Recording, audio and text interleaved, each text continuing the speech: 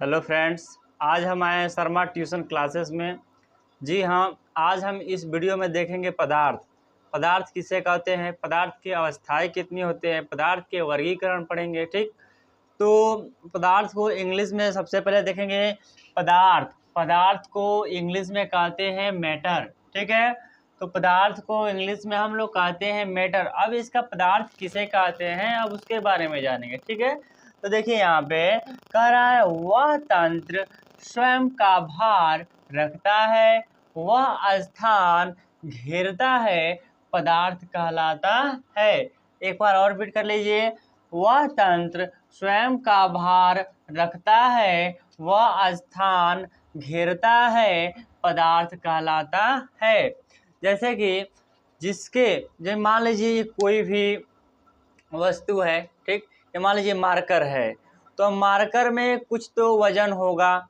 मान लीजिए हम यहाँ पे एक बुक ले लिए हैं, तो बुक जब ले लिए हैं, अगर ये तराजू पे रखेंगे, ठीक, तो इसमें कोई 20 ग्राम 30 ग्राम तो कोई वजन होगा। ठीक, और ये जहाँ पे रखा जाएगा वो अपना एरिया कवर कर लेगा। ठीक, तो स्थान भी घेरता है और इसमें वेट भी है, तो ये अपना एरिया भी घेरेगा और इसमें वेट भी है। तो मतलब जो वस्तु स्थान भी घेरते हैं और उनमें भार भी होता है, उसे क्या कहते हैं, पदार्थ कहते हैं। तो हमारा बात वही डिफिनेशन में भी कहा, वह तंत्र स्वयं का भार रखता है, वह स्थान घेरता है, पदार्थ कहलाता है। तो अब हमें तो लग रहा है कि आपको इतना समझ में आ गया। अब पढ़ेंगे पदार्थ की अवस्थाएं, कि पदार्थ के कितने पार्ट्स होते हैं। ठीक, यानी मैटर के कितने पार्ट्स होते हैं, कौन कौन से होते हैं, अब उसके बारे में पढ़ेंगे। तो देखिए, तो पदार्थ की अवस्थाएं किसे कहते हैं। यहाँ पे जब पदार्थ की अवस्थाएं किसे कहते हैं, देख लीजिए पदार्थ की अवस्थाएं। तो कह रहा है पदार्थ मुख्य रूप से 5 प्रकार के होती है। पदार्थ मुख्य रूप से 5 प्रकार की होती है। वो कौन कौन सी होती है, आइए देखा जाए। पहला क्या दिया है, ठोस को इंग्लिश में कहेंगे सॉलिड। इंग्लिश में क्या कहेंगे, सॉलिड। अब इंग्लिश में अब यहाँ पे हम लिख दे रहे हैं सॉलिड, यहाँ पे लिख लीजिएगा, हम छूट गया है। ठीक, ये नीचे हम लिख दे रहे हैं। ठोस को क्या कहते हैं, इंग्लिश में कहते हैं सॉलिड। ठीक है, तो इंग्लिश में कहते हैं सॉलिड। ठीक, तो अब देखेंगे पहला हमारा होता है ठोस, दूसरा द्रव को इंग्लिश में कहते हैं लिक्विड, और तीसरा होता है गैस, जिसको हम लोग क्या कहते हैं, इंग्लिश में भी गैस को गैस ही कहा जाता है। ओके, अब आगे देखेंगे चौथा क्या है, प्लाज्मा। तो प्लाज्मा एक होता है, और पांचवा क्या होता है, BEC। तो हमारा इंग्लिश में क्या कर लेंगे, BEC। तो इतना हमारा पार्ट्स होता है, लेकिन हम इस वीडियो में केवल 3 ही पदार्थ के बारे में पढ़ेंगे। कौन कौन से, एक सॉलिड मैटर, फिर दूसरा लिक्विड होता है, लिक्विड मैटर के बारे में पढ़ेंगे, और तीसरा गैस मैटर के बारे में पढ़ेंगे। यानी हम 3 मैटर के बारे में पढ़ेंगे, ठोस, द्रव, गैस। तो अब इसे थोड़ा सा इरेज कर मैं अगला लाता हूँ। तो अब देखेंगे अगला, देखिए अब अगला देखेंगे। ठीक है, ओके। तो देखिए अब हम यहाँ पे अभी मैं कहा 3 आज पढ़ेंगे। ठीक, होते हैं तो 5, लेकिन हम आज बस 3 ही पढ़ेंगे, और वो 5 पढ़ना है तो आप कमेंट कीजिएगा, मैं वो 2 भी पढ़ा दूंगा। ठीक है, तो यहाँ पे देखिए पहला देखेंगे ठोस को इंग्लिश में कहते हैं सॉलिड। इसका आकार व आयतन निश्चित होता है। ठोस का आकार क्या होता है, निश्चित होता है। आकार या आयतन दोनों भी हमारा क्या होता है, निश्चित होता है। मान लीजिए कोई भी यहाँ पे ईंट ले लीजिए, ईंट को हम अगर लेते हैं तो यहाँ ले लीजिए ईंट। ठीक ना, अब मान लीजिए ईंट जब ले लिए, तो ईंट हमारा क्या है, इसका आयतन भी क्या है, आयतन भी हमारा निश्चित है, और इसका आकार भी निश्चित है। अब मान लीजिए अब इसको हम ईंट को यहाँ पे रख रहे हैं, तो ये ना पानी जैसा इधर जाएगा ना उधर जाएगा, जैसे रखेंगे वैसे ही रहेगा। तो हमारा वो सॉलिड हो गया यानी ठोस पदार्थ हो गया। ठीक, तो अब क्या हो गया, तो अब ईंट का हमारा आयतन व आकार क्या होता है, निश्चित होता है। निश्चित मान लीजिए गाइड है, अब सपोज कीजिए कि हम इसको रख रहे हैं, तो हमारा क्या हो रहा है, अब इसका आयतन व आकार क्या हो जा रहा है, निश्चित ही है। ना ही ये इधर जा रहा है ना ही उधर जा रहा है, जहाँ रखेंगे वही रहेगा। ये हमारा क्या हो गया, सॉलिड हो गया। ठीक, अब देखेंगे क्या, ये हम द्रव के यानी लिक्विड, ठीक, इसका आयतन इसका आकार कैसा होता है, आकार निश्चित व आयतन आकार अनिश्चित व आयतन निश्चित होता है। तो देखिए लिक्विड मान लीजिए पानी है, तो लिक्विड किसे कहते हैं, पानी को ही कहते हैं। तो आकार अनिश्चित होता है। मान लीजिए पानी यहाँ पे ले लेते हैं, ठीक, कोई टंक में पानी हम ले लीजिए, यहाँ पे हम एक टंक बना लेते हैं। ठीक, तो यहाँ पे एक हम कोई पात्र बना लेते हैं। ठीक, तो यहाँ पे कोई पात्र हम बना लेते हैं, तो यहाँ पे जो पात्र हम बना रहे हैं इसमें पानी है। ठीक है, क्या है, पानी है।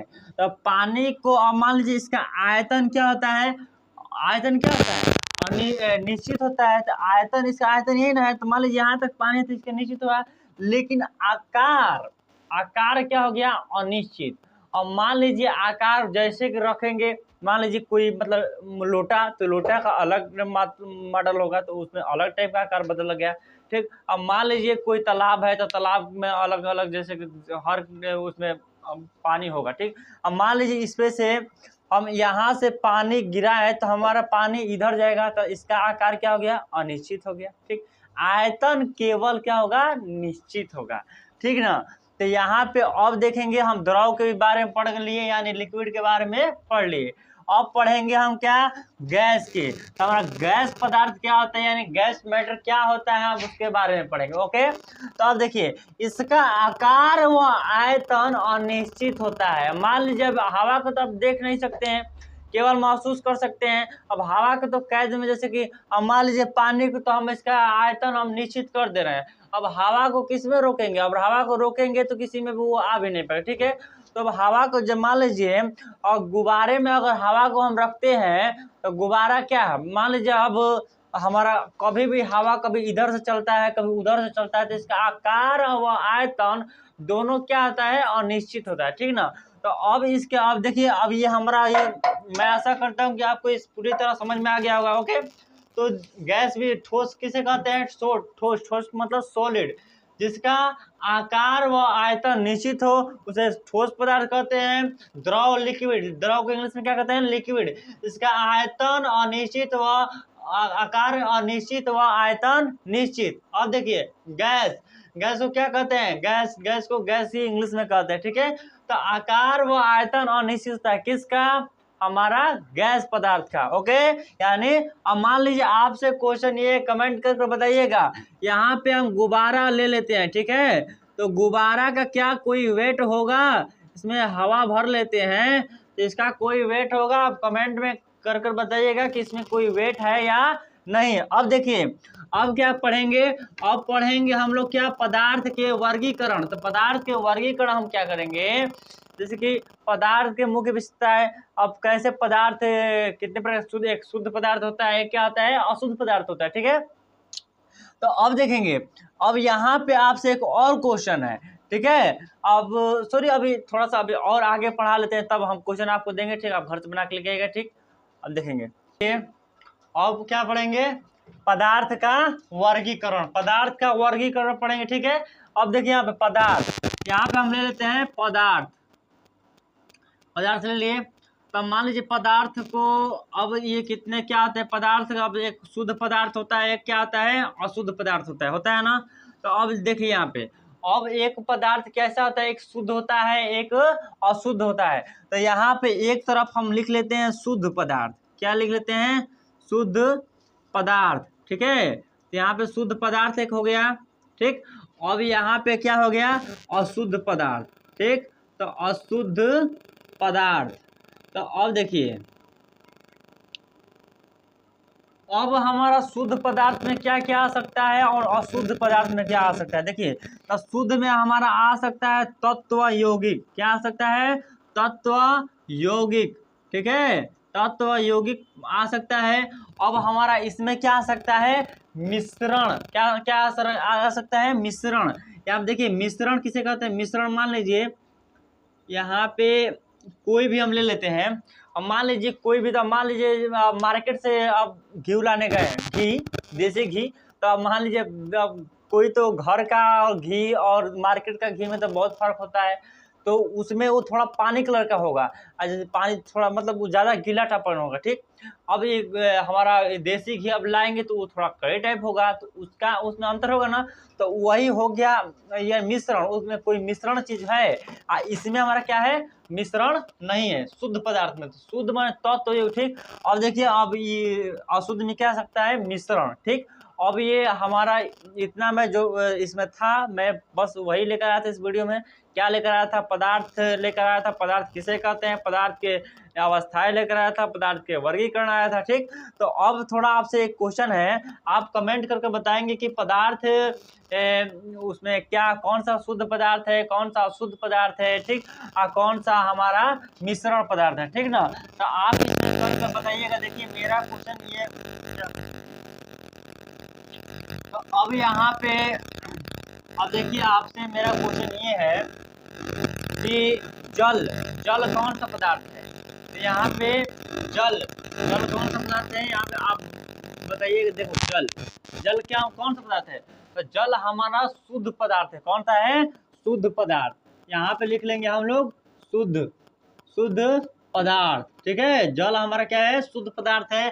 अब फिर से हमारा रक्त कौन सा है, तो रक्त अशुद्ध पदार्थ है, यानी मिश्रण, अशुद्ध नहीं, सॉरी, ये रक्त क्या हो गया, रक्त हमारा मिश्रण है। इसमें अलग कई सारे केमिकल मिले हैं, ठीक।